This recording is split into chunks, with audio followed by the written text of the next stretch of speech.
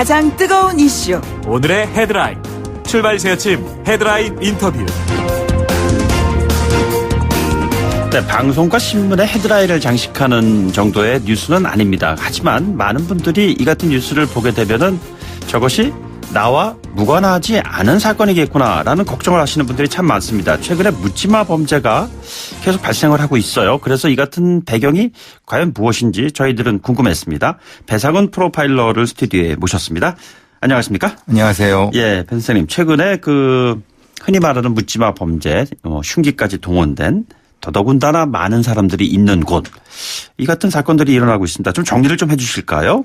예, 25일 날에 부산에서 저녁 9시 좀 지나서 벌어진 범죄입니다. 네네. 20대 남성이 사실은 그냥 쓱 들어와서 거기 앉아 있는 여러 사람들 중에서 20대 여성 한 분의 주요 부위를 이제 흉기로 공격한 부분이거든요. 그 얼마나 놀랐겠어요? 그렇죠. 그러니까 놀라는 거 플러스 아무것도 못합니다. 네네. 깜짝 놀라면은 우리가 쉽게 하면 얼어버린다고 하죠. 예, 예. 그런 형상이 나타나죠. 다행히도 빠르게 신고가 돼갖고 경찰이 출동해서 제압이 됐지만은 그 이상의 피해가 갈 수도 있는 사건이었죠. 커피숍에서 그랬다는 것도 또 우려할 만한 일이지만 초등학교 앞에서 그런 일이 또 비슷한 일이 또 벌어졌습니다. 이건 서울에서 발생한 건데요. 초등학교 후문에서 그 동영상이 나왔죠. 그 여러 한 경찰들이 흉기를 든 50대 남성을 제압하는. 거세게 저항도 했어요. 예, 그러니까 첫 번째 부산 사건은 저항은 없었습니다만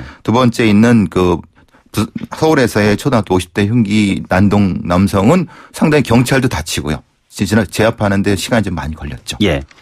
비슷한 사건이겠지만 지난번에 또 부산에서는 그 연인 사이에 자기 이제 아는 사람을 흉기로 위협해 갖고서는 가는 걸 본 시민들이 추적을 해 가지고서는 경찰에 신고를 하고 쫓아가고 하면서 검거를 한 일도 벌어졌는데 근데 왜 이 같은 유사한 범죄가 일어나게 되는 것인지요?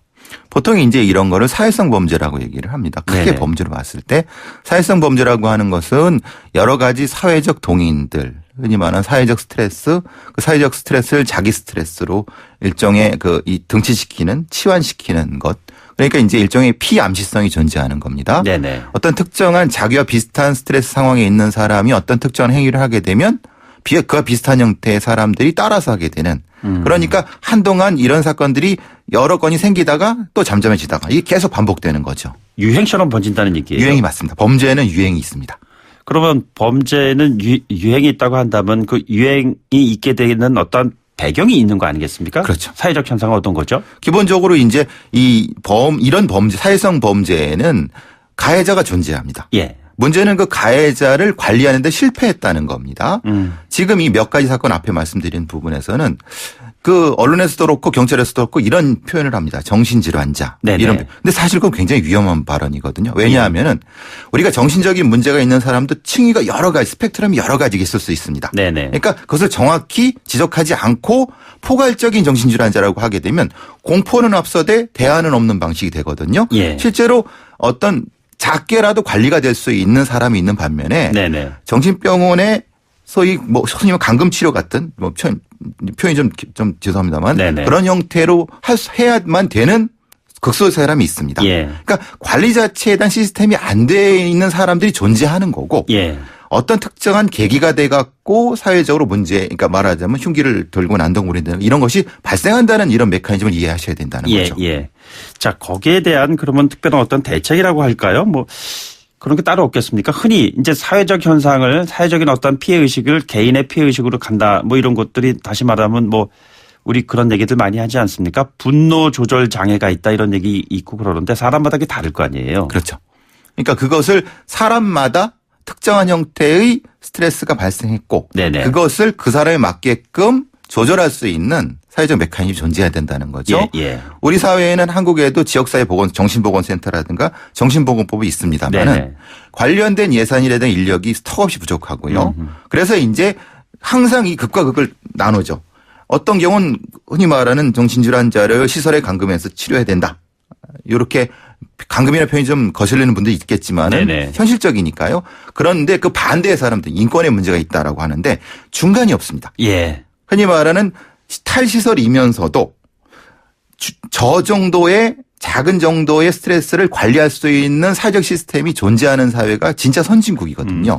그냥 말 그대로 안전한 사회죠. 그런 안전한 사회죠. 그러니까 그런데 그 중간이 없다는 겁니다. 그러니까 어떤 형태의 범죄가 발생하고 피해자가 발생하면 처벌에 급급하고 네네. 거기까지 가는 것을 막는 저지시키는 아니면 약간의 지체시키는 시스템 자체가 턱없이 부족한 것이 예방이 안 된다는 건가요? 그렇죠. 그럼? 그 말씀 뭐 예방이라고 말씀드려도 되는 겁니다. 네네.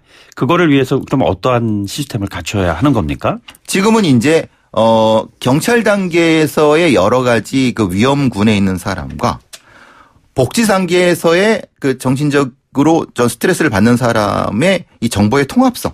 네네. 그러니까 실제로는 어떤 범죄가 갑자기 발생하거나 갑자기 흉기를 들고 난동하지 않거든요. 예. 분명히 전조 증상이 존재합니다.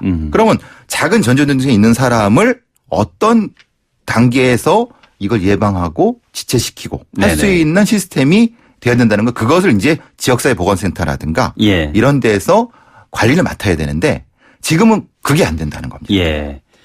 예를 들자면은 초등학교 후문에서 이 같은 상황이 펼쳐졌을 때 경찰이 진압을 하는 과정에서 테이저건도 뭐 제대로 쏘지를 못한다든가 뭐 이런 그 지적사항들이 과거에 좀 있었어요. 이 같은 현상도 유사한 사례가 그 계속 재발할 수 있게 하는 환경을 제공하는 건가요? 그렇죠. 말하자면은 일종의 그 고무시키는 거죠. 네네. 그런 특정한 형태 자기가 이런 행위를 함으로써 자기가 이것을 그 보여줄 수 있다고 생각을 하기 때문에 적절한 형태의 제압 그리고 적절한 형태의 관리 이런 것들이 시스템이 된다고 하면은 네네. 상당히 줄어들 수 있죠. 아까 제가 모두에 말씀드린 것처럼 이건 분명히 피함성이 존재하는 겁니다. 예. 다른 사람이 그런 난동을 부리게 되면 비슷한 형태로 보고 배운다는 거죠. 예, 예. 그러면 보고 배운다고 했을 때 그 같은 상황이 펼쳐졌을 때 공권력이 개입이 돼 가지고 굉장히 아주 그 단호한 제압이 이루어진다고 했을 때 그것이 사회적인 메시지로 전달될 수 있는 가능성도 충분한 거잖아요. 그렇죠. 그 시스템이 돼야 되는 겁니다. 네. 우리는 해야 되는 겁니까 그럼? 우리는 쩔쩔매죠. 경찰들이. 네. 그 초등학교 후문에서의 그 사건 같은 경우도 시간이 꽤 걸리고요. 네. 다치기도 하고 어찌할 뻔 모르거든요. 예.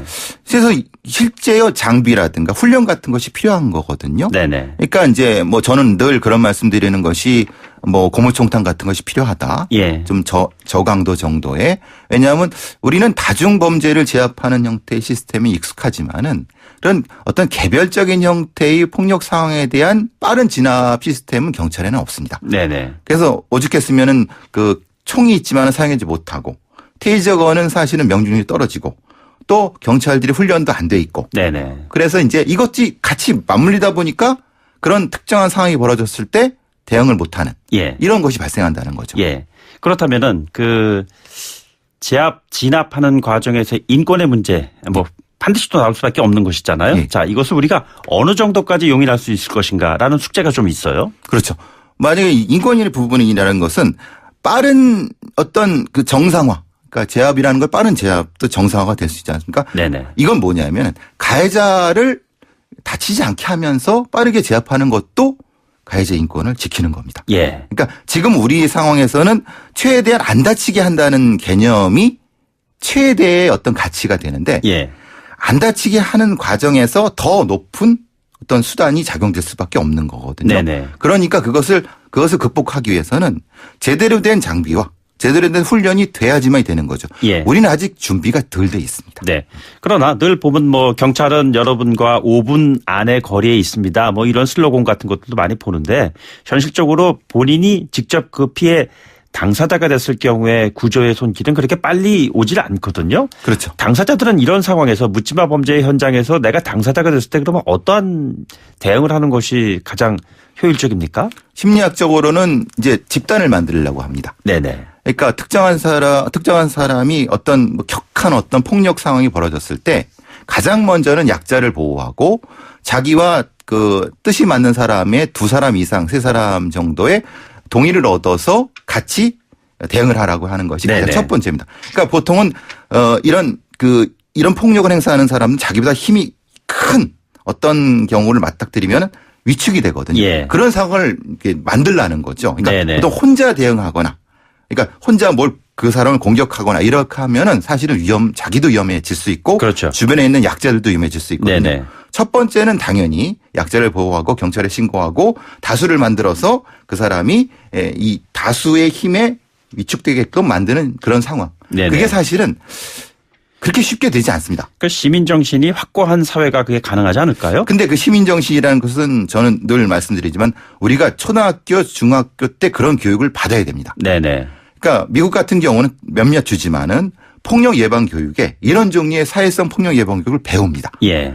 그걸 몸에 배게 해갖고 안전의식과 폭력 예방 교육을 함으로써 어떤 상황이 발생됐을 때 자기를 보호하고 가해자도 보호할 수 있는 시스템이 네네. 되는 겁니다. 예. 우리는 거기에 대한 생각이 아직 없습니다. 아, 공공의 장소에서 묻지마 폭력의 현장이 펼쳐졌을 때 그것을 바라보는 제3자의 시각이 사실은 저게 내가 괜히 개입이 돼가지고 내가 피해를 보면 나만 손해 아니냐 이런 생각을 갖는 사람들이 많이 있잖아요. 우리는 아직 그 시민성이 떨어지는 거죠. 네네. 그건 제3의 상황, 자기는 제3자가 아니죠. 그렇죠. 자기도 그 당사자인데 마치 자기가 제3자인 것처럼 생각할 뿐입니다. 네네. 사실은 거기 존재하는 본인도 역시 그 시민인 겁니다. 예. 우리 사회는 그 시민성의 참여 시민성이 떨어지기 때문에 폭력도 더 높아지는 거죠. 근데 그것이 과연 그 선진 사회라고 해서 우리와는 아주 현격하게 다를 정도의 문제 해결을 위해서 위험의 현장에 뛰어드는 시민들이 많이 있습니까? 많이는 없는데요. 네. 그 중에 하나는 뛰어듭니다. 근데 이런 집단 폭력 상황은 딱 한 사람 먼저 시작하는 그 상황이 제일 중요합니다. 예. 제가 말씀드렸던 게 지난번에 그 부산에서 일어난 사건도 한 여성이 남성으로부터 흉기 피해를 당할 직전에 있는 거를 목격을 하고 2명의 시민이 추적을 한 것이었거든요. 그렇죠. 예, 그렇게 해서 문제를 해결을 했어요. 뭐 용감한 시민상도 받고 그랬는데요. 이 같은 현상이 확대 재생산될 수 있게 하기 위해서는 어떠한 대책이 필요할까요? 기본적으로 이제 학교에서의 교육, 특히 청소년들의 교육, 네네. 언론에서의 이런 안전 관리에 대한 어떤 여러 가지 방안들, 특히 이제 작은 거라도 이런 형태의 시민 참여에 대한 어떤 긍정적인 고무만 해주게 된다면은 우리 시민들이 이런 부분에 대한 굉장히 잘 따라올 수 있거든요. 네네. 근데 그런 것보다는 자극적인 폭력 상황만 노출하는 경우가 저는 언론에서 많이 본다고 하거든요. 예. 그걸 도대체 어떻게 관리하고 참여하게 해서 그것을 좀 작게 할 수 있는 그런 어떤 루트, 메커니즘을 보여주는 것이 가장 중요합니다. 마지막으로요. 우리나라는 그 총기 관련해서 비교적 안전한 국가다. 그래서 뭐 청정 국가다라는 얘기까지 나오지만 정말 안전한 국가일까요? 개인적인 의견을 물으신다면 네. 저는 아니라고 봅니다. 왜 그렇죠? 왜냐하면 우리는 준비가 안 돼 있습니다. 어떤 준비를 해야 됩니까? 가해자를 관리해야 됩니다. 예. 즉 손가락이 방아쇠에 들어갈 수 있는 네네. 그런 사람들이 많이 있다는 걸 인지를 하고 예. 그 사람들이 방아쇠에 손가락이 들어가지 않도록 네네. 관리하는 그 시스템이 준비가 돼야 될 겁니다. 아, 그렇습니까? 예, 저희가 관련된 뉴스가 다시 발생하거나 우리가 대책을 강구해야 될 그런 시점이 온다면은 다시 한번 배상훈 프로파일러님을 한번 초대해서 자세한 내용을 좀 듣도록 하겠습니다. 오늘 말씀 고맙습니다. 감사합니다. 지금까지 배상훈 프로파일러와 함께했습니다. 뉴스 듣고요. 3부에 돌아오죠.